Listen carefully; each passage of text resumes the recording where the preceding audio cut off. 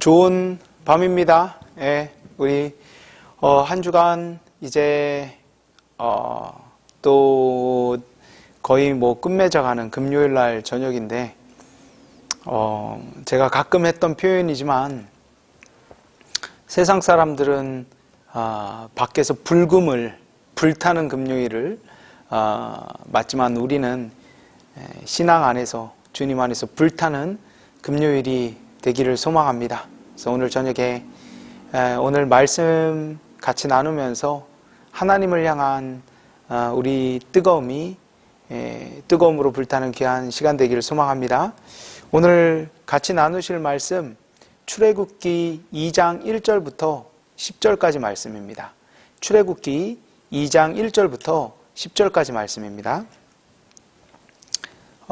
구약성경 83쪽 출애굽기 2장 1절부터 10절까지 말씀입니다.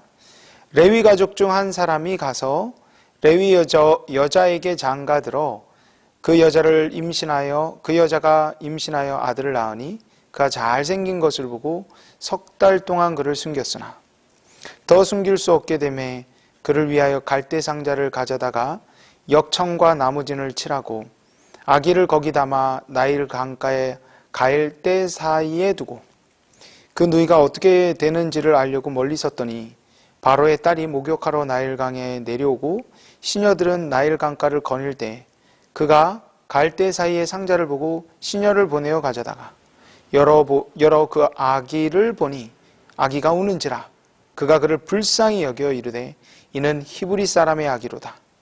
그의 누이가 바로의 딸에게 이르되 내가 가서 당신을 위하여 히브리 여인 중에서 유모를 불러다가 이 아이에게 젖을 먹이게 하리이까? 바로의 딸이 그에게 이르되 가라 하매 그 소녀가 가서 그 아기의 어머니를 불러오니 바로의 딸이 그에게 이르되 이 아기를 데려다가 나를 위하여 젖을 먹이라. 내가 그 싹을 주리라. 여인이 아기를 데려다가 젖을 먹이니 그 아이가 자라매 바로의 딸에게로 데려가니 그가 그의 아들이 되니라. 그가 그의 이름을 모세라 하여 이르되 이는 내가 그를 물에서 건져내었음이라 하였더라. 아멘. 여러분 오늘 이야기 전에 야곱이 가족들을 이제 창세기에서 보면 야곱이 가나안 땅에 기근이 들잖아요. 그래서 거기 있었던 사람이 이제 극적으로 자신의 아들 요셉이 애굽의 총리가 되었다라는 소식을 듣고 야곱은 자기의 자녀와 손주들, 증손주들까지도 다 거느리고 이제 음식이 있었던 먹을 것이 있었던 애굽으로 가게 됩니다. 처음에 그들이 그곳에 갔을 때는 그 당시 애굽의 구세주였던 요셉의 가족 아닙니까? 그러니까 사람들이 얼마나 환대했겠습니까? 기껏 해야 70명 되는 사람들을 이제 그들이 처음 왔을 때 얼마나 환대했겠습니까? 그래서 부족함 없는 삶을 살았는데 이후에 시간이 흘러서 요셉이 죽고 그 시대의 사람들이 다 죽습니다. 요셉으로 인해서 애굽이 정말 그 대흉년 7년간의 대흉년을 버틸 수 있었던 게 다 요셉 덕분 아닙니까? 그런데 그 은혜를 이제 사람들이 잊어버리고 그를 알던 왕들도 다 죽고 이제는 요셉을 알지 못하던 사람들이 왕으로 세워지게 됩니다. 그는 자기 땅에 머물고 있는 한 족속을 이제 눈여겨보는데 이 왕이 서가지고 한 왕이 이제 요셉을 알지 못한 왕이 섰을 때 한 족속이 눈에 들어오는데 바로 누구냐? 바로 야곱의 후손들입니다. 이들은 더 이상 가족이라고 불릴 수가 없을 정도로 큰 무리를 이루게 되었습니다. 처음에 올 때는 애굽에 올 때는 몇 명으로 왔어요? 70명으로 왔잖아요. 근데 이제 아주 큰 민족을 이루게 됐어요. 그리고 하나님께서 야곱을 야복 강가에서 창세기 우리 32장에 보면 야곱을 이름을 이스라엘이라 바꾸시는데 바로 그 이스라엘이라는 그 이름으로 이제 역사상 처음으로 불리게 돼요. 이 이스라엘 백성을 이 애굽의 왕이 못마땅해 합니다. 왜냐하면 숫자가 너무 많기 때문에 그래요. 그래서 출애굽기 1장 9절과 10절을 읽어보면 이렇게 얘기합니다. 그가 그 백성에게 이르되 이 백성 이스라엘 자손이 우리보다 많고 강하도다. 자, 우리가 그들에게 대하여 지혜롭게 하자. 두렵건대 그들이 더 많게 되면 전쟁이 일어날 때 우리 대적과 합하여 우리와 싸우고 이 땅에서 나갈까 하노라 하고. 숫자가 더 많아지면 더 큰 위협이 되니까 이 왕이 이후로부터 어떤 정책을 펼치냐면 어떻게 해서든지 이 이스라엘 백성의 숫자를 늘리는 것을 막아보려고 합니다. 그래서 어떤 방법을 쓰냐면 아주 힘든 노동을 하고 또 고된 생활을 하면 자녀들을 기르고 또 낳을 그런 여력이 없잖아요. 그래서 아주 힘든 그런 노동과 고역을 이스라엘 백성들로 하여금 감당하게 합니다.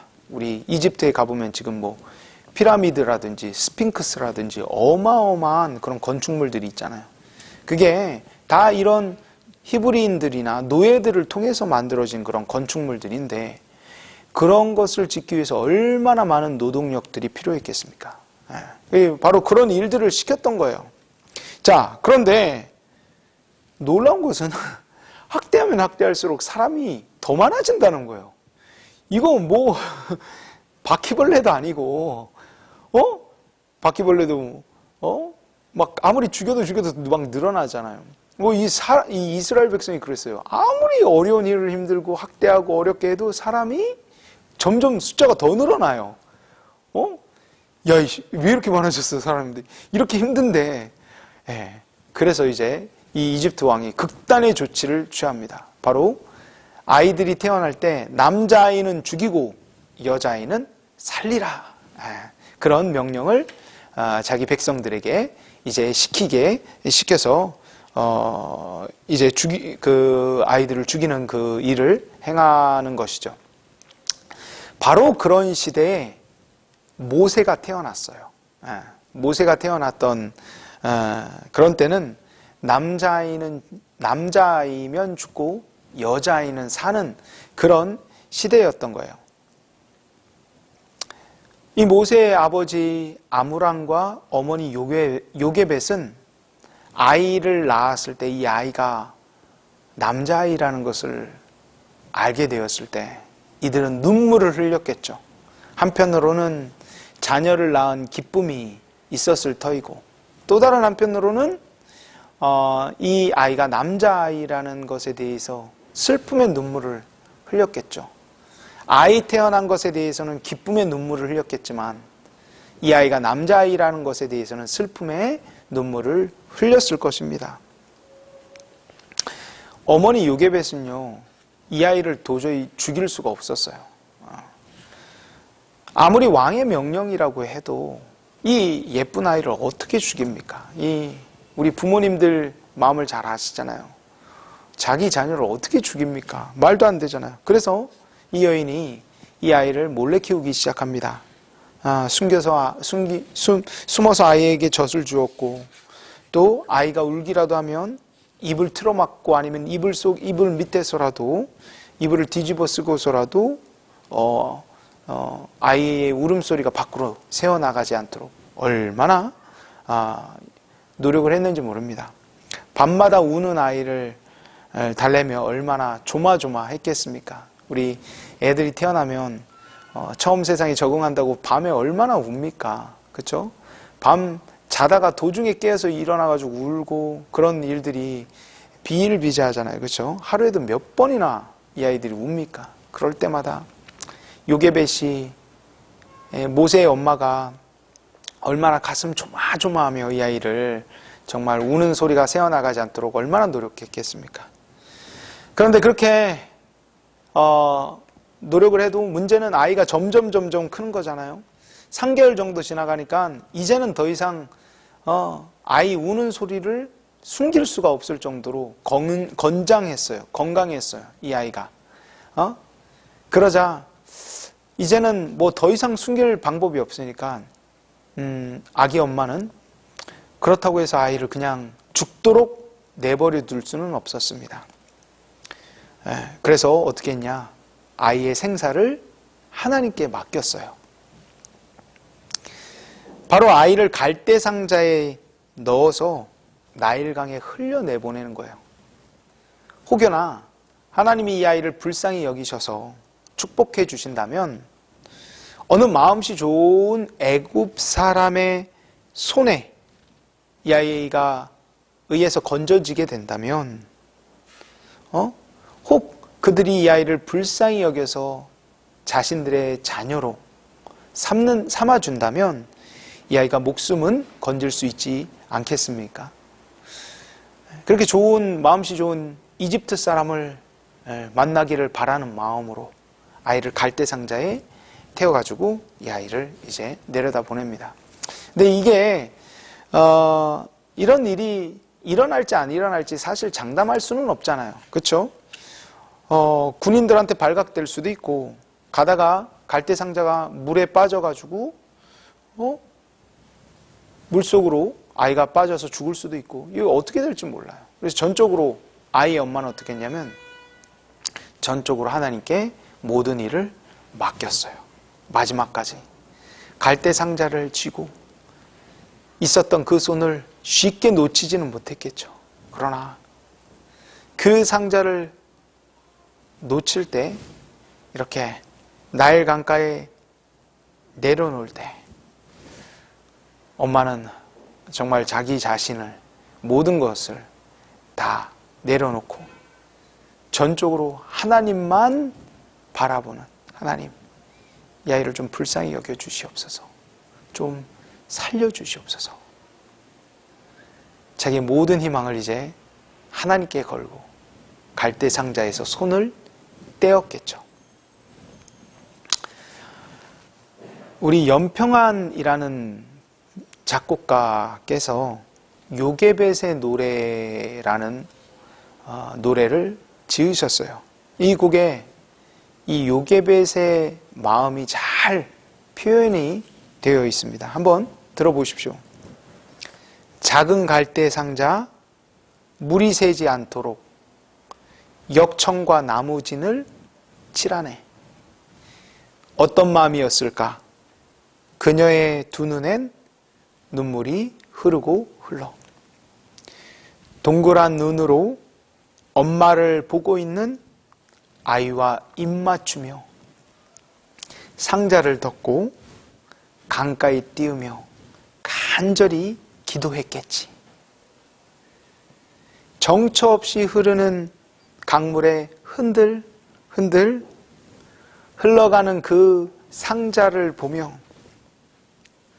눈을 감아도 보이는 아이와 눈을 맞추며 주저앉아 눈물을 흘렸겠지. 야, 이 대목이 정말 압권인 것 같아요. 눈을 감아도 보이는 아이와 눈 속에 자기 얼굴 속 생각 속에 떠도는 그 아이가 태어나서 엄마 젖을 빨고 엄마를 사랑스럽게 바라보는 그 아이의 얼굴이 엄마를 찾으면서 간절히 아이가 불렀을 그 응애응애했을 그 목소리, 강가에 그 갈대상자를 놓고 그 갈대상자가 이렇게 떠내려가는 것을 보며 만감이 교차하지 않았겠습니까?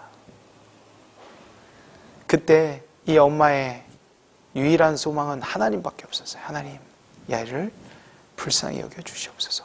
저 아이 좀 살려주시옵소서. 주님께 모든 걸 맡깁니다. 이 노래는 다음에 이렇게 이어져요. 너의 삶의 참 주인, 너의 참 부모이신 하나님 그 손에 너의 삶을 맡긴다. 너의 삶의 참 주인, 너를 이끄시는 주 하나님 그 손에 너의 삶을 드린다. 사실 그 아이의 참 부모는 하나님이시잖아요. 그렇죠? 참 주인은 하나님이시잖아요. 그 마음으로 이 요게벳이 아이를 흘려보냈을 거예요. 하나님이 정말 참 부모 아니십니까? 하나님이 참 주인 아니십니까? 하나님께 내 모든 소망을 바칩니다. 그러면서 그 갈대 상자에 담긴 아이를 띄어 보냈겠죠. 귀한 성도 여러분, 우리도 이 요게벳과 같이 우리 삶에 많은 문제들을 경험하지 않습니까? 때로는 도무지 풀리지 않는 그런 문제들도 있고 어려움도 있고 도무지 해결할 수 없는 그런 문제들, 이런 것들이 있다면 우리가 우리 손으로 쥐고 어떻게 해서든 우리가 해결해 보려는 그런 것도 필요하겠죠. 그러나 궁극적으로는 우리에 있는 문제들을 하나님께 이렇게 맡기는 그 갈대 상자를 물에 띄우는 요게벳과 같이 우리의 삶의 문제를 이렇게 주님께 내려놓는, 맡기는, 그게 믿음이 아니겠습니까? 물론 아무것도 하지 말고 그냥 가만히 맡겨놓으라는 그 말은 아니에요. 그러나 우리 인생의 문제를 근본적으로 주님께 해결해 주셔야지만이 내 문제들이 해결될 수 있습니다. 라는 그런 마음으로 맡기는 것, 주님께 맡기는 것, 이것은 신앙인의 가장 기본적인 그런 태도가 아니겠나. 오늘 말씀을 통해서 우리가 깊이 살펴볼 수 있는 그런 시간이었습니다. 그래서 성도 여러분, 오늘 저녁에 여러분 기도하시면서 삶의 여러 가지 문제들을 주님께 이렇게 맡기는, 요게벳이 갈대 상자를 주님의 손에 드리는 것과 같이 맡기는 그런 귀한 믿음의 내려놓음이 우리 가운데 있기를 주님의 이름으로 축복합니다. 아멘.